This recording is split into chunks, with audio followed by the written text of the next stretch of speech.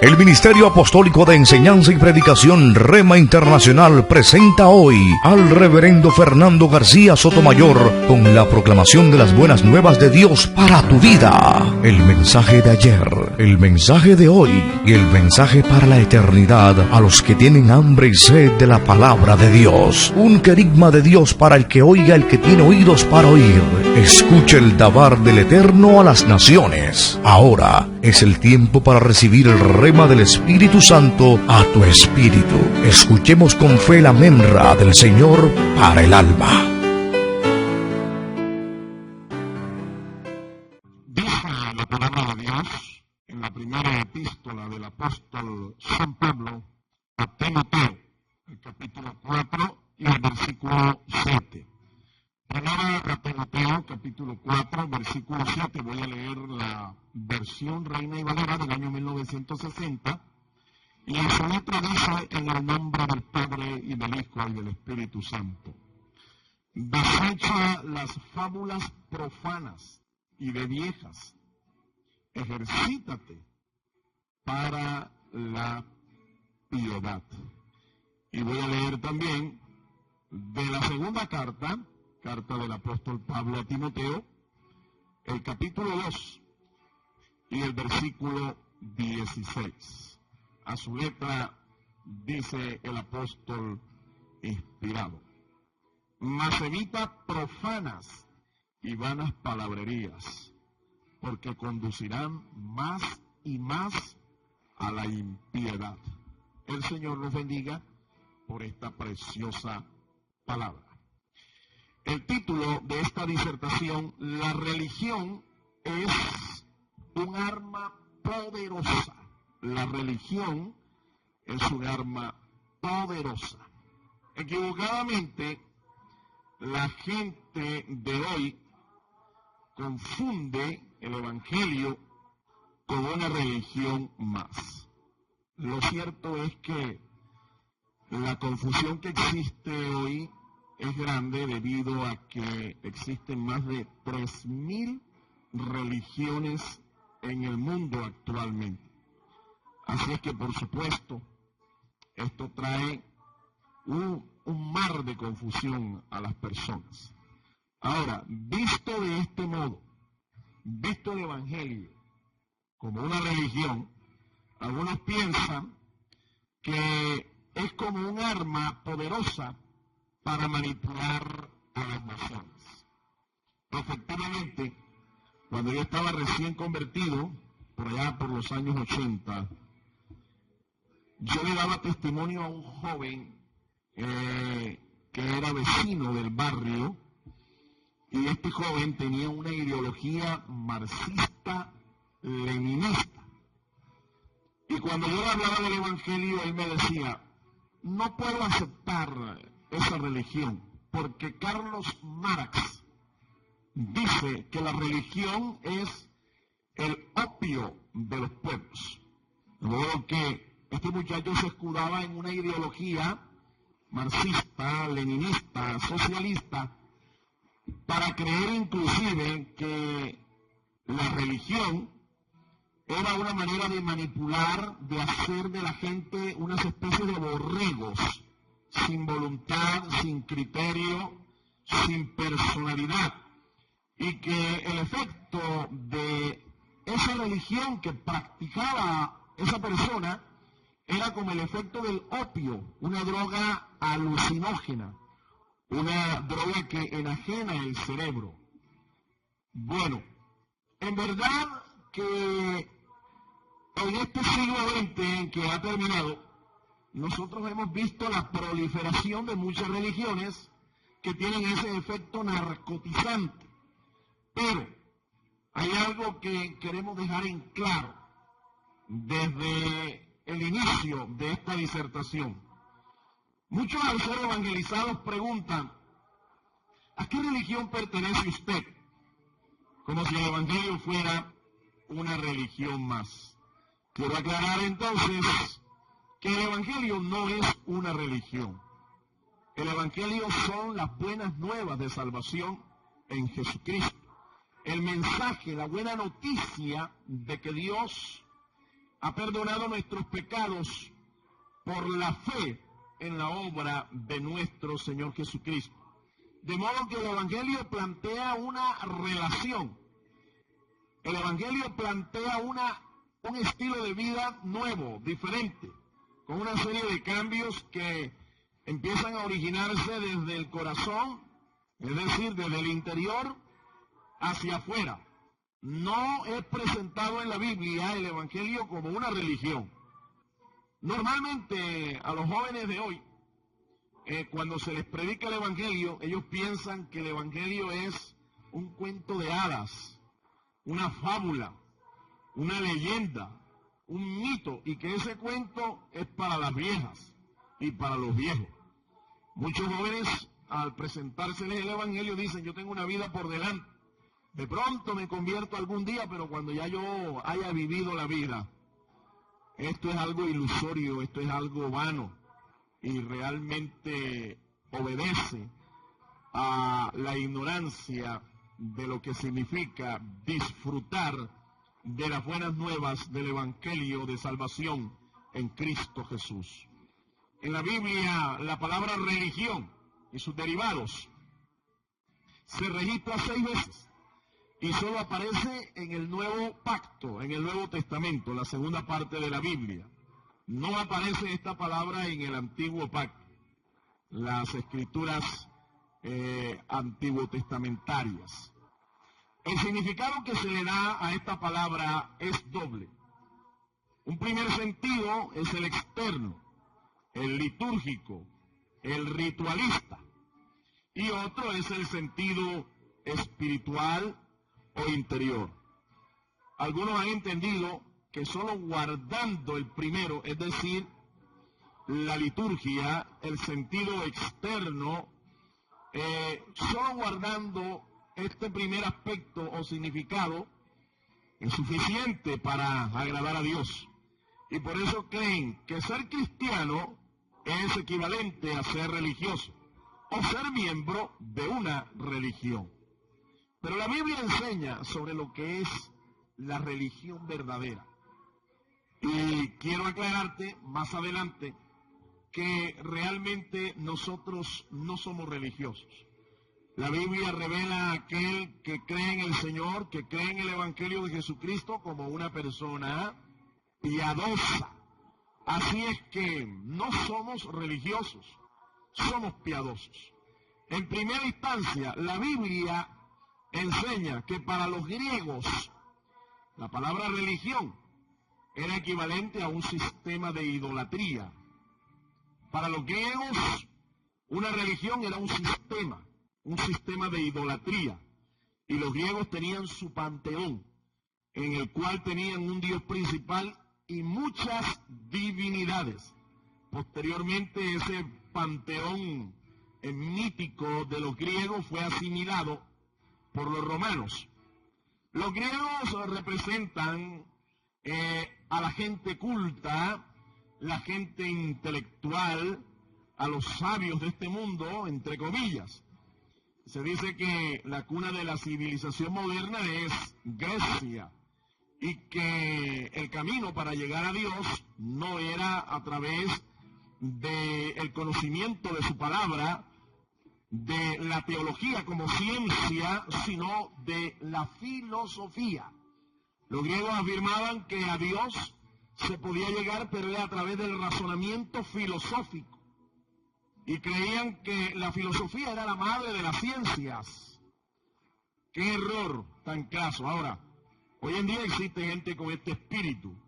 Gente que piensa que los cristianos evangélicos son gente ignorante, gente que no tiene letras, gente que no tiene cultura, gente que no tiene intelectualidad. Y por eso muchos rechazan el Evangelio, porque piensan que el Evangelio es para ciudadanos de segunda y tercera categoría. Los griegos adoraban a muchos dioses. Vamos a leer en el libro de los Hechos de los Apóstoles, el capítulo 17 y el versículo 16, cómo da testimonio a la palabra de Dios que esta gente adoraba a muchos dioses. Mientras Pablo los esperaba en Atenas, su espíritu se enardecía viendo la ciudad entregada a la idolatría. Atenas, la supuesta cuna de la civilización, era una ciudad idólatra. Muchas divinidades, muchos templos erigidos en honor a estas divinidades. El apóstol Pablo, cuando llega a Atenas, se enardece su espíritu, porque ve a la ciudad, ve a la gente entregada por completo a la idolatría, a la adoración de muchos dioses, de muchos ídolos. Los griegos tenían un dios para cada cosa y un santuario para cada uno de ellos. Vamos a leer dos textos más en el libro de los Hechos, el capítulo 17, los versículos 22 y 23. Entonces Pablo, puesto en pie, en medio del Areópago, dijo: varones atenienses, en todo observo que sois muy religiosos, porque pasando y mirando vuestros santuarios, hallé también un altar en el cual estaba la inscripción: al Dios no conocido, al que vosotros adoráis, pues sin conocerle, es a quien yo os anuncio. Pablo se dio cuenta que los griegos tenían un Dios para cada cosa: Dios de la guerra, Dios del amor, Dios de la paz, Dios de la sabiduría, en fin. Y no solo eso, sino que tenían un santuario para cada uno de sus dioses. Y entre todo el conjunto de los dioses tenían un santuario elegido al Dios no conocido. Es decir, el Dios que ellos no tenían ni idea de quién era, pero que los hebreos, los judíos, habían anunciado desde la antigüedad. Los griegos tenían ese conocimiento, pero no sabían quién era ese Dios. Ellos no estaban dispuestos a que Dios se le revelara y a ellos conocerle a Dios.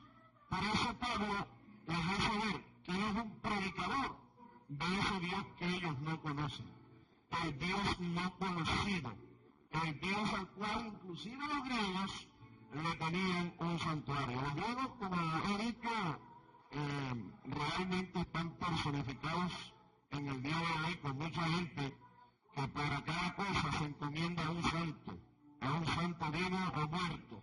Y para cada santo también hay un templo, hay un santuario. Se parece a muchas personas en el día de hoy. Es que el espíritu griego, como dije al principio, ha sido asimilado por los romanos. Así que todo aquel que hoy se jacta de tener una religión tradicionalista, diciendo cosas como estas: yo soy católico, apostólico y romano, puedo decirle que también la mitología de los griegos y la idolatría de los griegos fue asimilada, y el espíritu que ministró a los griegos también ministra a los romanos. Alabado sea el nombre del Señor. Así que concluyo en esta parte, en este primer punto. Todo religioso es entonces un ídolo. Su fe la deposita en un ídolo, vivo o muerto. Llámese como se llame el personaje, llámese como se llame la figura, los griegos representan a todas aquellas personas que son idólatras en el día de hoy y que su fe la depositan en un ídolo, vivo o muerto. En segundo lugar, la Biblia enseña que para los romanos la religión es un medio de sumisión social, un medio para mantener a las masas sometidas. Esta era la ideología de los romanos. Para los romanos la política era el símbolo del poder y la religión era el símbolo de la sumisión. Vamos a leer un texto bíblico. El libro de los Hechos, capítulo 25, verso 18. Repito, los romanos creían que la política era el símbolo del poder.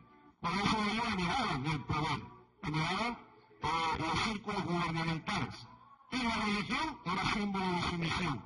Así que todo aquel a que ellos querían someter, sencillamente lo dejaban practicar una religión, cualquiera que sea. Hechos 25, 18 dice la palabra del Señor. Y estando presentes los acusadores, ningún cargo presentaron de los que yo sospechaba. Sigo leyendo el texto en el verso 19. sino que tenían contra él ciertas cuestiones acerca de su religión y de un cierto Jesús ya muerto, el que Pablo afirmaba estar vivo. Ahí está ese texto diciéndonos cómo Pablo fue llevado ante los gobernantes romanos, acusado de sedicioso político, acusado por los saduceos, por los fariseos y por todo el Sanedrín judío, porque creían que Pablo era un sedicioso político, una persona que estaba sembrando disensión en el pueblo. Cuando fue llevado al gobernante, Herodes Agripa, Herodes lo recibe y dice: yo no veo que este hombre tiene realmente ninguna causa por la cual estar aquí, excepto por unas cuestiones de su religión. Y se nota el espíritu despectivo de este gobernante cuando se refería a Pablo y la acusación por la cual Pablo realmente estaba allí, no por un asunto político, sino por un asunto religioso. Es que repetimos, estos personajes creían que si usted era una persona que entendía lo que era el poder político, usted iba a estar allí porque es un símbolo que lo mantenía usted en un estatus social alto. Pero aquel que se identificaba con una religión era una persona sumisa, y debía ser una persona sumisa, no decir una persona inferior, una persona de segunda clase. Un romano llamado Festo fue quien relacionó a Jesús de Nazaret con una religión. Vamos a ver en el libro de los Hechos, capítulo 25, verso 19. Hechos de los Apóstoles, capítulo 25, y el versículo 19. Sino que tenían contra él ciertas cuestiones acerca de su religión y de un cierto Jesús ya muerto, el que Pablo afirmaba estar vivo. Bien, ahí está. ¿Quién dijo esas palabras? Las dijo Festo, un gobernante romano. Y él fue el que asoció a Jesús con una religión, porque Pablo predicaba, no una religión, predicaba a una persona, a un Jesús de Nazaret que había muerto, pero que estaba vivo, había resucitado. Así que es este hombre, es un gobernante, su nombre es Festo, quien relaciona a nuestro Señor Jesucristo con una religión. Esto luego relacionamos nosotros con una religión. Los predicadores sanos, los predicadores ortodoxos de la palabra de Dios, sabemos que el nombre de Cristo no es una religión, ni representa una religión. Se nos llama cristianos a los que creemos en Cristo, pero no porque tengamos una religión, sino porque tenemos una relación personal, una relación viva, una relación consciente. Nuestro Dios está vivo, es real y tenemos con Él una comunión personal y genuina. Quiero aplicar aquí en este segundo aspecto, este segundo punto. Todo religioso entonces es tradicionalista y su fe no la basa en la palabra de Dios. Tenga muy en cuenta esa palabra, la palabra tradición. Todo aquel que basa su fe en una tradición es nada más y nada menos que un religioso dominado por un espíritu romano. En tercer lugar, para los judíos la religión era su modo de vida. En el libro de los Hechos, vamos a leer, en el capítulo 26, el versículo 4 y 5, nos dice así la palabra de Dios. Pablo ahí se toma como ejemplo de una persona que toda su vida prácticamente la dedicó a la religión o a una de las escuelas religiosas de los judíos. Escuchemos cómo dice Hechos, capítulo 26, versículos 4 y 5. Mi vida, pues, desde mi juventud, la cual desde el principio pasé en mi nación, en Jerusalén, la conocen todos los judíos, los cuales también saben que yo, desde el principio, si quieren testificarlo, conforme a la más rigurosa secta de nuestra religión, viví fariseo. Pablo era un fariseo. Pablo era un miembro de una escuela. Ahí está mal traducida realmente la palabra, no debe ser secta, porque la palabra secta implica un cierto sentido herético.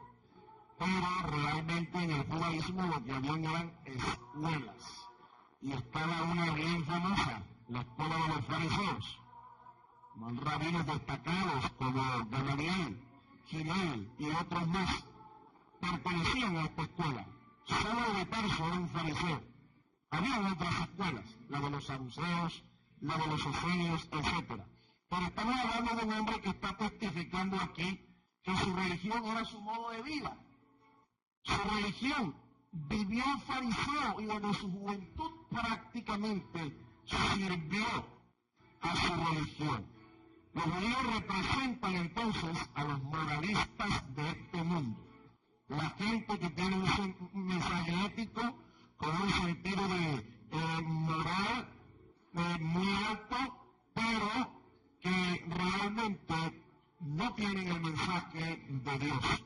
No necesariamente para predicar moral o ética, yo tengo que tomar la palabra de Dios para eso. Los griegos predicaron bastante ética, bastante moral. Sócrates, Platón, Aristóteles eran maestros de ética. Sin embargo, cuando nosotros revisamos la historia de este filósofo Sócrates, resulta que estaba endemoniado y era homosexual.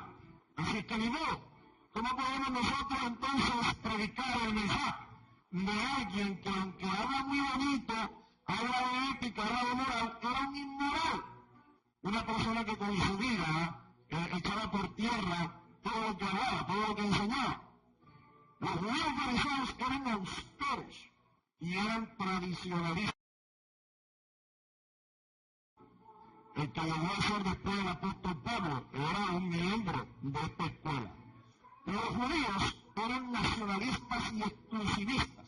Vamos a leer Romanos 9, 4 y 5. Escuche cómo Pablo dice que el pueblo de Israel es el dueño de un patrimonio espiritual impresionante.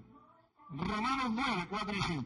Israelitas, de los cuales son la adopción, la gloria, el pacto, la promulgación de la ley, el culto y las promesas, de quienes son los patriarcas, y de los cuales, según la carne, vino Cristo, el cual es Dios sobre todas las cosas, bendito por los siglos. Amén. Este espíritu nacionalista y exclusivista se manifestó y se sigue manifestando en el día de hoy en el pueblo judío. Profetas como Jonás desobedecieron el mandato de Dios de ir a predicar a una nación gentil porque eran nacionalistas. Ellos creían que su Dios nada más era para ellos y que la salvación nada más era para ese pueblo. Él no había tenido en cuenta el mensaje que Dios le dio a Abraham cuando le prometió ser el padre de muchas naciones. Y no solamente naciones que saldrían de su lomo, sino naciones que creerían de la misma manera en que él creyó en el Señor, que manifestarían la misma fe. Gentiles que creerían de la misma manera que Abraham creyó. Jonás se resistió a esto porque era nacionalista. Y el pueblo de Israel en el día de hoy inclusive piensa que su Dios es exclusivo para ellos y que todos los demás pueblos de la tierra son perros, son paganos, son gentiles, son unos bárbaros que no merecen la salvación. Y consideran a todo aquel que no es judío de esta manera, excluyente, los excluyen del reino de Dios. Alabado sea el nombre del Señor. Un gobernante llama a un infiel judío, le llama cristiano. Escuche cómo dice en el libro de los Hechos, capítulo 26, los versos 3, 27 y 28. Mayormente porque tú conoces todas las costumbres y cuestiones que hay entre los judíos, por lo cual te ruego que me oigas con paciencia. ¿Crees, oh rey Agripa, a los profetas? Yo sé que crees. Entonces Agripa dijo a Pablo, por poco me persuades a ser cristiano. Este rey estaba examinando la causa por la cual acusaron al apóstol Pablo. Y finalmente fue este hombre, un rey infiel, el que llama a un judío cristiano. No era la primera vez que lo llamaban así. A los cristianos la primera vez lo llamaron así en una ciudad llamada Antioquía de Siria. Antioquía de Siria, por primera vez. Libro de los Hechos, capítulo 11, versículo 26. Pero aquí, este hombre se refiere a Pablo como un cristiano. Y le dice, por poco me persuades a ser como tú, a ser un cristiano. Alabado sea el nombre del Señor. Fue un gobernante, el que llamó cristiano a un seguidor de Jesucristo. Por eso en el día de hoy se le llama cristianos a todos los que siguen a Cristo. Pero en aquel entonces esa palabra tenía un sentido peyorativo. La palabra cristiano significa literalmente es un conectado. Era que se le llamaba cristianos también aquellos que cultivaban la fruta de la oliva, el fruto de la oliva, y que la procesaban y que producían aceite y otros derivados del aceite. Aquellos que trabajaban en estos huertos procesando el fruto de la oliva, ellos se impregnaban de ese olor porque el olor del olivo es fuerte. Así es que cuando el rey Agripa se refiere a Pablo como un cristiano, lo está haciendo de una manera peyorativa, de una manera burlesca. Le está diciendo, por poco me persuade a hacer un montado más. Uno de los montados, uno de los que huelen aceite de olivo. Alabado sea el nombre del Señor. Pero este hombre realmente estaba diciendo una gran verdad. Es que los cristianos tenemos que oler a Cristo. Tenemos que oler a su Espíritu. Este es un olor grato. Y es un olor que manifiesta el conocimiento de Dios, aquel que está en ignorancia. Pablo fue confundido con un religioso, pero él declaró que su fe estaba en Jesucristo y no en una religión. Así que todo religioso es hipócrita, vive una fe de doble cara, vive para el mundo, pero también quiere vivir para Dios. En cuarto lugar, la verdadera religión según Santiago. Estamos refiriéndonos a Santiago apóstol, el hermano del Señor, el primero que fue pastor, el primer pastor que tuvo la iglesia en Jerusalén. Santiago representa a todos los cristianos piadosos. Para Santiago la religión no es una charlatanería. Santiago 1:26, leamos lo que dice la palabra del Señor. Si alguno se cree religioso entre vosotros y no refrena su lengua, sino que engaña su corazón, la religión del tal es vana. Y dice el apóstol Pablo, escribiéndole a los Corintios, en su primera carta. Vamos a leer dos pasajes, el capítulo 2, verso 4 y el capítulo 4, versículo 20. Y ni mi palabra ni mi predicación fue con palabras persuasivas de humana sabiduría, sino con demostración del Espíritu y de poder. Y dice también el apóstol, agregando en el capítulo 4, versículo 20, está diciendo que la fe nuestra, la fe cristiana evangélica, no es charlatanería, no es bla, bla, bla, bla. Es poder de Dios. 1 Corintios 4:20. Porque el reino de Dios no consiste en palabras, sino en poder. Para Santiago, para Pablo, la religión entonces no era bla, bla, bla, no era charlatanería.